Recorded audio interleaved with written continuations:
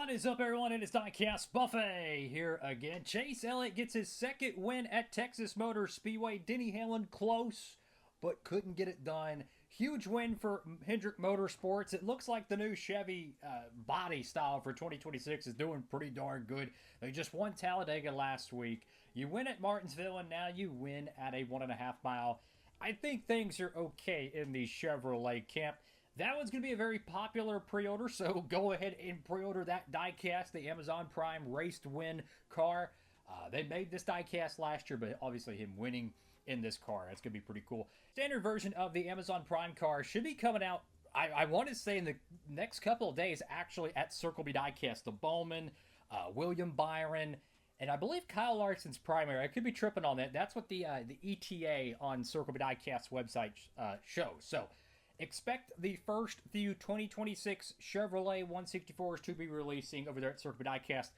I highly anticipate some of them are probably going to sell out, so this would be a good time to pre-order if you're a fan of those drivers, or if you just want to check out the new 2026 Chevrolet 164, which is different. So that's going to be a fun pre-order. The Carson Hocevar stuff, apparently every variant offered of that diecast got made.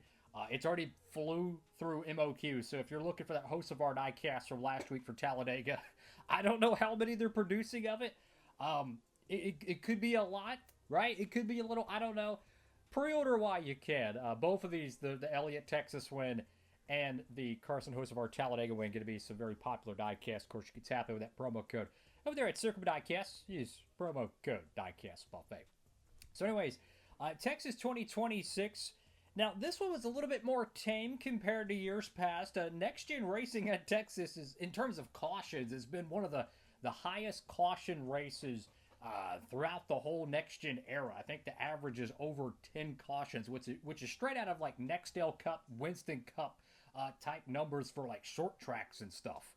And I think this was a great example of how the Next Gen era, they've really learned these cars. They know how to make them race well. They know how to keep them on the racetrack. They're much faster than they were in 2022. You can take, a normal lap in 2022 at Texas and then look at a normal lap in 2026.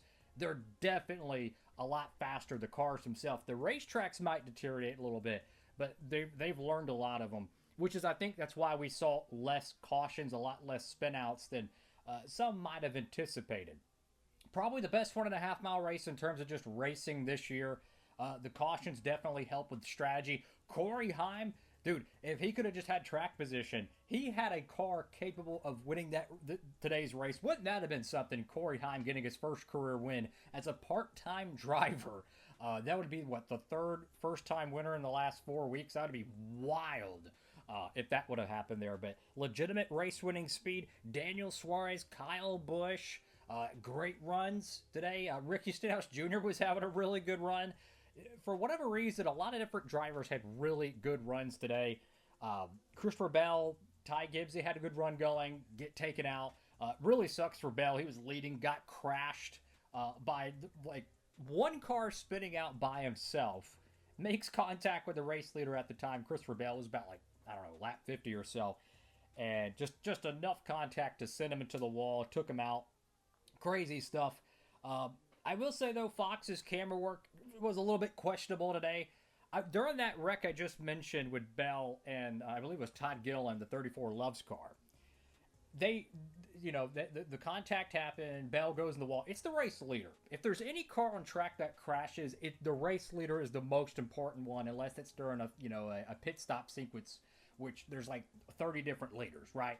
So when a dominant type car is leading and it has a crash, the camera should focus to that car. Instead, they're focused on the 34 car that had like 4 scratches on the nose or something. I want to say it was about a minute and a half after the caution came out, they actually showed the right side of Bell's car, which was the damage. He spun out and the right side of the car hit the wall. So if you're a Bell fan, you're watching it, you're like, is my driver going to be good or is he out for the race, right? And I'm watching it and they're just showing the left side of the car. There's 100 cameras around this racetrack, and you mean to tell me it takes a minute and 30 to get the right side door panel of the race leader who just got wrecked? That was a little bit much, okay? I don't think NBC, USA, whatever they want to call it, TNT, Amazon, I don't think they take that long, okay? Heck, during, what was it, Truck Series practice and qualifying, I believe it was, they had a squirrel actually on the track cause a delay. They had a whole bunch of cameras all over that. I find that kind of crazy. It took them that long just to show the right side damage of the race leader. Blew me away there. I noticed on the restarts, which the restarts at Texas are pretty crazy, they keep zooming in a lot, which that's another questionable choice in my opinion.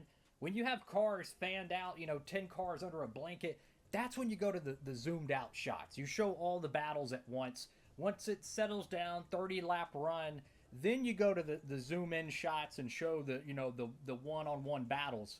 But when they're not even a full lap after the restart and we're zooming in on 2 cars, that's another really questionable camera decision, directive decision in my opinion there. So there was some quirks there in my opinion in terms of the Fox broadcast, which fortunately there's only like 2 more events left on the Fox schedule before Amazon comes through, and I hope they they just won the Cup race today, so hopefully they'll be doing a good job with the Coca-Cola 600 coverage.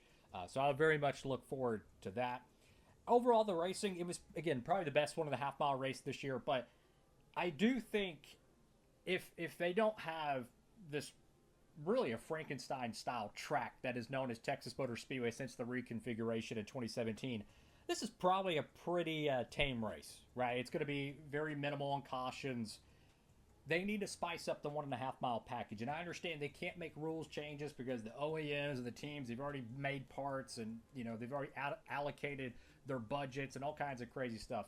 There's a lot more layers to it, but I would really like to see NASCAR find a way to be able to make massive rule changes when needed significantly faster, instead of waiting till next spring or doing preseason Daytona testing. Is there a way we can expedite it? I'm not talking like a small change like the stage links at Talladega. Is there a way we can take away, I don't know, 35% of downforce for the 1.5 mile races for the rest of the year? Could we add 150 more horsepower? Something to just throw something into it, get more cautions at the Kansas, the Charlottes, the whatevers, and you'll get a lot better racing. I'm just saying, if you really look at it, they've had next to no practice since 2022 compared to the previous generations of drivers.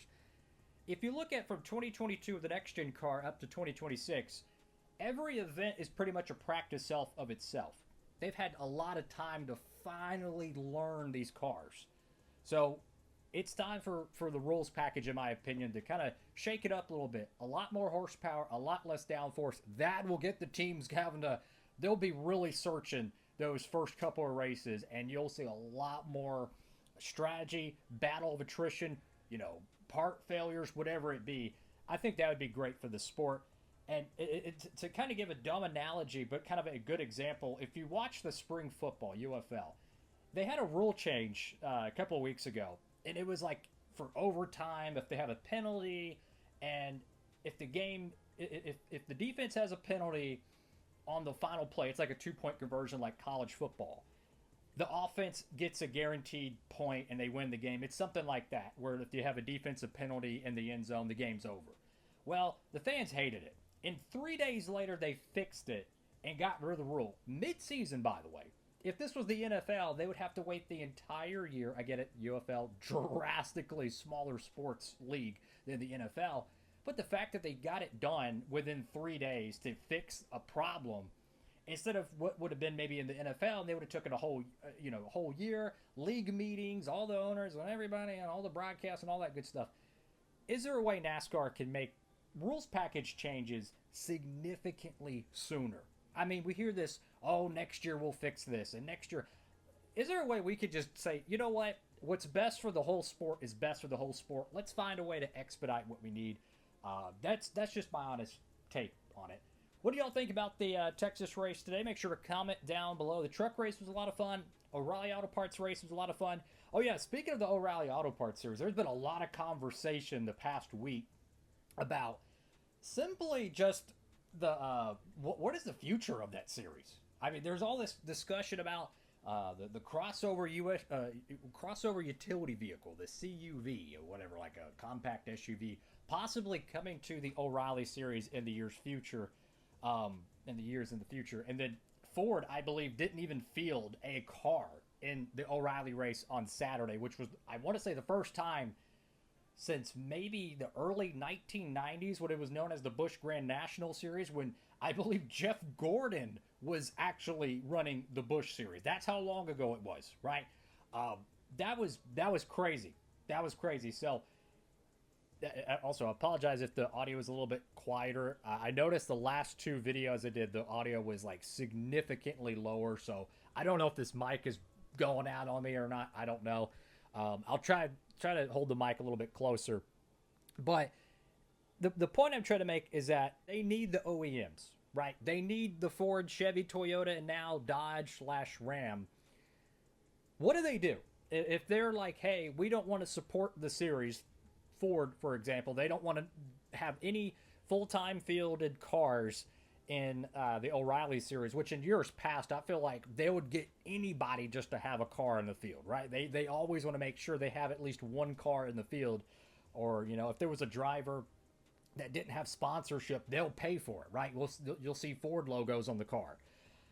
I feel like NASCAR's in a really difficult spot because the OEMs are going to want whatever they can, market, right? Which is, crossover utility vehicles or compact utility vehicles. I don't know really what the acronym is, but it's basically the sporty SUVs you see really everywhere.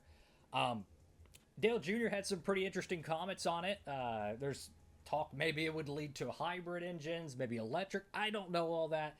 But I will say, though, they're kind of in a bind because the fans love the current O'Reilly Series car, which is essentially a Gen 5 car. It appears the teams like it as well. I could be tripping on that, but I have not heard a single Xfinity team criticize the O'Reilly car. I've never heard a single O'Reilly team owner saying this car sucks. So I'm assuming they're pretty happy with it. I do understand there's apparently a little bit of a part shortage, from my understanding, because the O'Reilly Auto Parts cars are based on the Gen 5 NASCAR Sprint Cup Series car, the COT, and then that was transitioned to the Gen 6 with a modified greenhouse. Well, the last race was November 2021. You've had about 5 years since the last Gen 6 race. A ton of those chassis have already been bought and used in the O'Reilly series, and inevitably they crash a lot of cars. So the amount of parts that they can just go to the Cup teams and get is a lot shorter than in years past. That means they're going to have to manufacture more of these. I don't know if they can do that from, a financial standpoint, the teams. So you have the next gen car. How long does the next gen car stay around? Does NASCAR say, hey, we're going to use the next gen chassis years from now, and then put a crossover, whatever sport utility looking vehicle on it? I don't know. It's really wild. But my point is this. I hope they find a way to use verbatim the same chassis they're using right now and find a way to make more of them, right, that works with the teams, because I feel like this should be a legacy vehicle. I feel like they should just keep it the same. You can put a new nose and tail on it, right, as the manufacturers do every few years, but keep the O'Reilly Auto Parts car what it is. I would just keep it the same. The Truck Series chassis hasn't changed literally since like year 2000, right? There's literally chassis that have ran in the last 5 years that were probably made when Matt Crafton was a rookie, okay? That's just the way the Truck Series is. They have a legacy style chassis. I feel like it's time. I feel like the O'Reilly Auto Parts series should just have a legacy chassis. Keep the Gen 5 style and just run with it. Go with it. The fans love it. The racing is amazing. If they have to find a way to be able to make more of them, obviously. I don't know how they do that. Do they do a single source supplier? Do they? I don't know what they do, but I definitely think it's a difficult spot because the fact that Ford doesn't even want to be apparently in the O'Reilly Auto Parts series, at least right now. Maybe in the future, I don't know. But it's an interesting conversation, but I hope they just keep it how it is, man. I mean, the ratings are really good for the O'Reilly Auto Parts series. The racing is amazing. If it ain't broke, let's not fix it. That's just my point on that. So thank you all again for watching the video. Make sure to like, comment, and subscribe. Huge win for Hendrick Motorsports. I think the 2026 Chevy is doing pretty well, all things considered. Because like 5 weeks ago, people were saying, oh, what's happening with the Chevys? Yeah, I think they're doing pretty good right now. That's all for now. Make sure to pre-order that Race to Win diecast. Get your Carson host of our Talladega Race to Win stuff.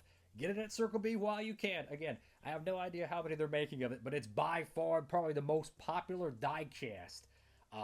Definitely of the year thus far, but it could be of the decade. I'm just keeping it a buck. That's all for now. Have a blessed one. DB, signing off.